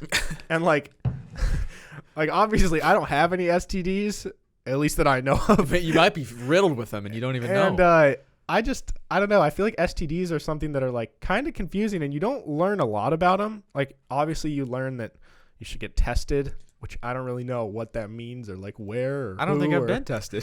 I've never been tested. I mean, anyways, so one thing I thought you shouldn't say to a stranger is, like, "Hey, do you guys know how to deal with STDs?" Where can I find like the cream for crabs? Yeah, like, "Hey, have you guys ever had chlamydia?" It's like, Yeah, I just when I'm thinking of this one, I just picture you walk up to somebody in a bar or you walk up to a stranger on the street. And you know how to deal with crabs? Like, they're like, "What type of crabs?" You're like, "Oh, like the STD." Yeah. I think I have it. But yeah, But what's just kind of weird about this whole topic of STDs is that they're confusing, but they're also, like, kind of taboo to talk about. So it's like Taboo. well, not What do you taboo. mean? It's just like it's something you don't really talk about in public, but at the same time, you don't really know where to talk about them. Like private. other than my doctor, who am I going to talk to learn about STDs about? Your dad. I'd love to talk to your dad about STDs. That'd be a fun conversation. Steve, Steve, you have any experience? Actually, I don't want to know that. I don't want to know that either, and I don't even know what he would say. I don't think Steve knows what an STD is, to be honest with you. Like, oh, is that a video game? The DS? Isn't that a Game Boy? But yeah, I don't know. I wish that STDs were more talked about, and I wish I had more knowledge on them. And you can look it up maybe. I mean, I could. Yeah, you're right. I could just Google it. I'm sure I could find plenty. But all right, Kyle. I'm gonna hit you with the next segment. Okay. It's called "What Would You Do If?" Yep. So this could be any sort of hypothetical scenario. You know, Kyle and I, in our free time before and after recording, we always hit each other with like, what would you do if I did this? yeah. So, Kyle, what would you do if you woke up tomorrow, your house was empty, you woke up tomorrow, your family was gone, your phone didn't work, and your house was filled with angry bison? Well, normally I wake up every day and my family is gone. Okay, so this could happen. So step 1 usually is a check. Yeah. Step 2, maybe my phone was dead. It happens. That's happened before. Yeah. I can't say I've had bison in my home. Yeah, so you're in your room. To be honest, I think like 5 bison would fit in my house. It'd be like 3 or 4. Like it'd be like one in my room, like one in each of the bedrooms. There's not one gonna go in the bathroom. Definitely not one in your kitchen. Yeah, dude, there's no room in the kitchen. Or maybe it'll be in the kitchen, but it'll be stuck because it's like too tight. There's like 2 in the living room. Yeah, there's probably like 5 bison. All right. Yeah, like what's your plan of attack here? What do you do? Oh, I can't call. I was gonna say I'd call 911. Exactly. And if there's one in your bedroom, I think you're I kind of start- pinned in this room with it. Yeah. What is this bison doing? He's just standing It's there. angry. No, they're all angry. Well, there's not much he can do to me in my room. I guess he could move around, but there's not much for him to like maneuver. I could feel like I could kind of run around him. Maybe I jump on top. Maybe I try to ride him. I think I might try to find the door and get out, but then I get out of my door and there's another bison standing there by the front door. See, guys, I think I just accept death. You guys don't know the layout of Kyle's house, but like if it was filled with bison, there's no room to move around. There's not room to move around anyways in my house. Yeah, because there's that little space between my bed and the door. I think I'd have to get on top. I think I just start riding it, maybe try to pet it, maybe try to find somebody to feed it, try to become friends. Oh, you try and calm it down. Calm it down. It's my friend now. Okay. Hopefully it hasn't eaten my cats. Yeah. So no, they don't do that. Interesting. So you would go for the calm it down approach as opposed to like try and get out of your house approach. Because I was thinking you might like kick out your window. Yeah. And try and get out your bedroom. Only thing is, like, I'd have to go over the bison. Either way, I'm like going on this bison. So it's either I go on, I stay and try to calm it down, or I make it angry by jumping over it and then kicking out a window, which I don't know if I'm capable of doing. Yeah. And when you kick out a window, like in movies, they make it seem like you can just kick a window and then hop out. But like, I feel like in real life it wouldn't work very well. In real life, I'd have to undo 2 of the locks and then slide it open and then kick out my screen. Yeah. Or like if you actually kicked out glass, you try and crawl through, but then the glass would like cut your skin because there's going to be glass everywhere. And it's like double pane, so I'm not getting through that window. Yeah. So you don't think you're... I think I just die. Yeah, probably. I get stomped out. Yeah. I hope my cats are fine. I hope they're okay. Yeah. Okay. John, what would you... Mine's a little different. Mine's a little like... It's just one of the first things I thought of. I feel like it's pretty standard. Like, what would you do if I just leaned over and kissed you on the mouth right now? How would you react? Would you have a boner? Realistically, I'd be like... I would think that it was for like a bit or something. Like, I would think that... Oh, so you'd kiss me back. No, I would think that you were like recording something or like a hidden camera or like... I guarantee I would say like, what are you doing? And then if you didn't say anything... I lean in again. I don't know. I don't really know. I think what I would do is I'd probably like shove your face away. But I'm persistent. I keep coming back. Dude, I'd probably like punch you. I'd be like, what are you doing? Or I'd shove you. And then if you just kept coming at me, even if I kept shoving you, dude, I don't know. Like, I don't think I'm not one to like punch you in the face, but Yeah, if you kept kissing, like, just don't do that to me. yeah, You're like, gonna get punched. I don't know. That's a really weird scenario, but I guess. I feel like it'd kind of ruin everything. It's like now it's like I don't really know. I don't think I could continue the podcast, which would make me really sad because I like this podcast, but I don't think the dynamic would be the same because it's like I know in the back of my mind that one day when you for some reason tried to kiss me and didn't say why. Persistently tried to kiss me. Yeah. Well, I can vow pretty much that I will never do that. I mean, if it's like a jokingly like, hey, let's kiss for a meme, I'd probably do it, but I don't even. But if you're just gonna like seriously kiss me, yeah, I'm coming at you. Like I'm like yeah, I don't like passionate. Like I grab the back of your neck. you like grab both my cheeks, just like John. This is all. Oh. Yeah, let's. New subject. Yeah. No, wait. But no, I actually have. I kind of have fears that like, what happens if like, well, one, if one of us dies, but that's the worst case scenario. But more realistically, second worst case, like I'm gay. No, what? Oh, never mind. No, that's not what I was talking about at all. I thought you were gonna say like worst case, like you're dead. Second worst case, like you're in love with me or something. No, I'm just saying like, if something happened that would force us to have to like, where the podcast would have to change, whether if like, if I was gay. Well, no, like if someone had to move, or if like one of us like get drafted to World War III. Yeah, gets drafted, or we get in like a car accident and we can't speak anymore, or like some catastrophic thing where then we have to figure out how to change the podcast because it would never be the same. I could type. Like Stephen Hawking. Oh yeah, he's got the robot speak. Yeah. That'd be a cool podcast. I think you got to be pretty rich to have the robot speak. But if you got in an accident where your like vocal cords didn't work and you couldn't make noise, I'd still have you be a co-host. Like it would be me and Shim, and then you would just kind of sit here and like you'd always just like smile and like be part of it, but you just would never make any noise. Dude, that'd be so hard to not be able to chime in. Like there'd be times where I'd want to just really say something and I'd have to slowly write it down. Kyle just like punches the table.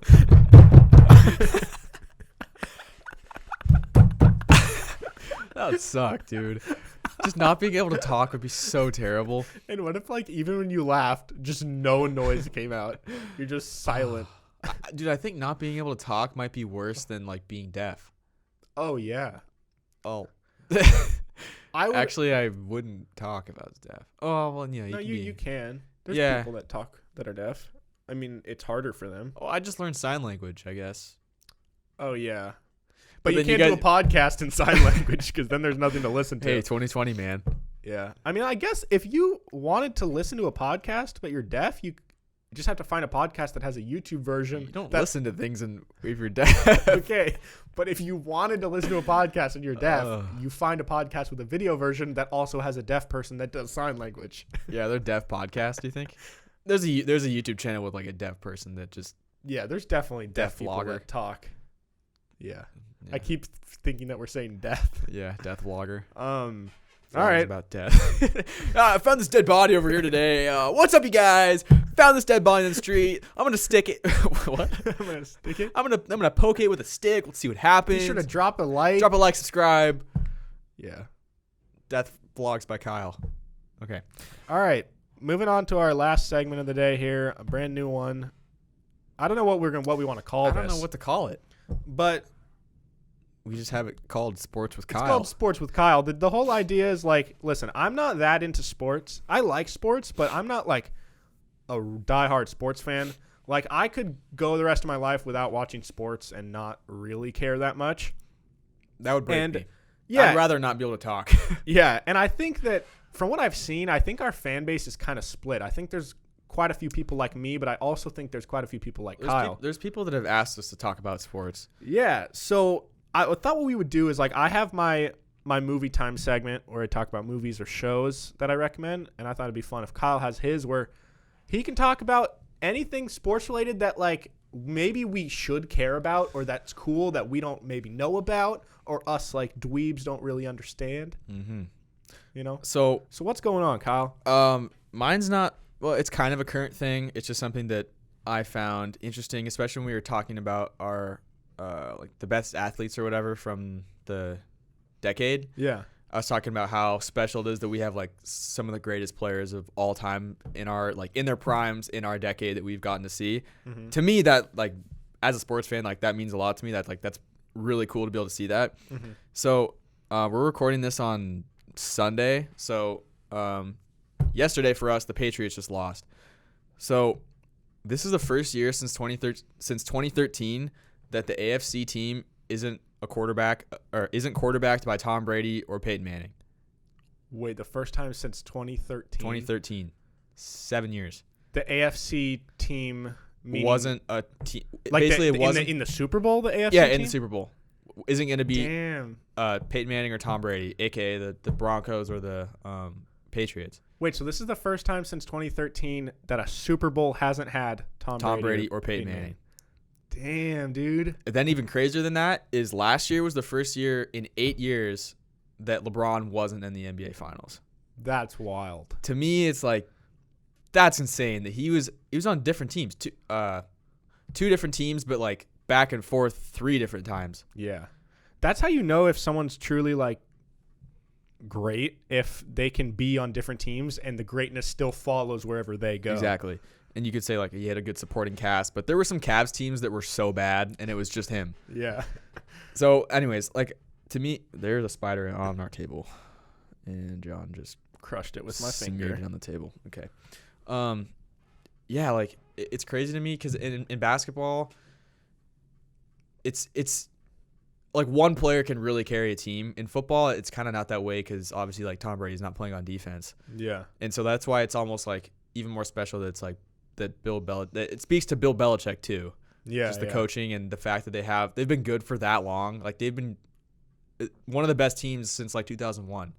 Dude, they might be one of the most dominant sports franchises of all time. I think they are. Yeah, I mean they've won 6 Super Bowls. Dude, my whole life they've been amazing. I never remember them not being like debatably one of the best teams in the league until this year. I don't think they've missed the playoffs.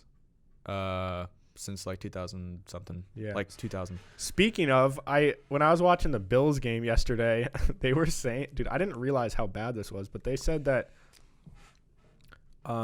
this was is the wild card game, that's still technically a playoff game, right? Yeah. Okay. So they said that was the first playoff game the Bills had been in since 1998 or something. Or no, maybe it's sorry. I think what they said is they were one 2 years ago. Yeah, no, I think what they said is they hadn't made it to the second round of the playoffs. Oh yeah, since 1998. Dude, you know what's sad is there was Bills teams that lost 4 Super Bowls in a row.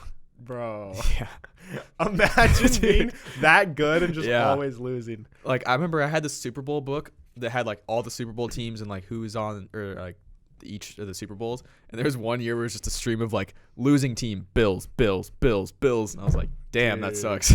Yeah. One last thing, I guess, before we wrap it up. I was talking to one of my friends who she's not really like into sports that much, and she doesn't really like follow football that much, and she actually said something to me that was super insightful, I guess, or just like a perspective that you would never hear a sports person say, but the way she said it was really like eye-opening to me, but I don't necessarily really agree with it. But what she said was, it's weird how football is the only sport where like the players don't really make their own decisions. Like obviously the quarterback makes their own decisions, but she's like basically was trying to explain how it was weird to her that in football, every person on every play is like basically told what to do, exactly what to do. Like every person has a specific route, a specific place they go based on a coach in a box telling them what to do. Whereas for the most, I mean, obviously that's not entirely true, but like generally speaking, that's how it works. And then in every other sport, like basketball, it's just movement, players making decisions. There's basketball, it's like a little less because you run plays, or like if you play a zone defense, I guess in college.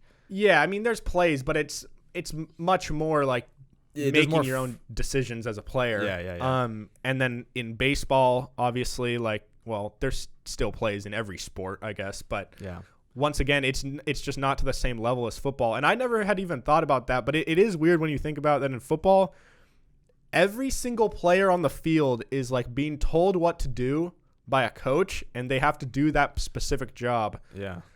And she kind of said something about how, like, does that mean that, like, is it really the players that are dominant or the teams that are dominant, or is it the coaches? Because the coaches are the ones that are like telling them what to do. The players are just the ones that are out there like following orders, kind of. Whereas in basketball, it's like, if you can shoot, you can shoot. And I was like, I mean, I get what she was saying, but I don't necessarily agree, because obviously if you can throw, you can throw. If you can catch, you can catch. Like, but you have to be good to be good. To be good, Like, yeah. Tom Brady's not just good because of Bill Belichick. Yeah. But I would say in football, coaching is the most important than all the other sports. I think of baseball, basketball, and football, I think basketball's coaching is the least important. Mm-hmm. That's just my opinion, because in No, baseball, I like, agree. coaching in the postseason, it makes a huge difference compared to, like, I guess in the NBA, it's like drawing up plays, it's like making sure like the rotations are good. But it comes down to, like, if you have like Steph Curry and Clay on your team, like, Yeah. Like, basketball is probably the only sport where a team could debatably be still very dominant with like no coach. yeah. Like, they wouldn't be as good, but they could maybe be close to being as good with Like, no coach. LeBron has taken some incompetent coaches to the NBA Finals. Yeah. Well, this has been a wild episode. What's new? Every time I say it's wild, but then I'm like, this probably isn't It's just a wild regular podcast. This is just regular for us at this point. But I hope you guys enjoyed this longer episode. I had a lot of fun. Kyle, how do you feel to be back in the States? Is it good? It's nice to hear other conversations in English Yeah. and to not feel like I have to be in Spanish mode. Yeah. Did you miss doing the podcast? I did, but it Yeah. was also like a nice break to kind of like refresh, Yeah, this was the because first. we've been grinding. Like, This was like the first break we've had really all year, because like basically we'll do at least one a week, usually 2 or 3 a week. yeah. But anyways, thank you all so much for listening to this episode of Peak to Middle School. There's new episodes every single Monday and Thursday. We have a Patreon at patreon.com/PIMS podcast, PIMS podcast. You guys can pledge $5, $10, or $15. You get access to different things at each tier, and Special perks. It's worth it. yeah, there's some deleted scenes, bloopers videos that are absolutely hilarious that we release every month. There's some feet. Yeah, I mean, we were talking about feet earlier. If you guys want to see Kyle's sweaty If you want to feet, see that in real life, you can get some feet pics. there you go. But anyways, Kyle, where can they follow you? You can follow me on Instagram at Kyle Stafford36. You can follow the podcast at Pims Podcast on Instagram, Twitter, TikTok, wherever. Hit us up if you have any ideas for segments, Or maybe Or a better name better for the segments? names, or just anything you want us to talk about. If you have anything fun or cool, or just want to say, hey, what's up? We'll be like, yo, what's up? Yep. You can follow me at Hey Narwhal on Instagram and Twitter. You guys should also leave a review on the Apple Podcasts app. Search Peak to Middle School, rate us 5 stars, write a little review. It helps us out way more than you guys think. And with all that being said, we'll see you guys next time. Goodbye. Goodbye.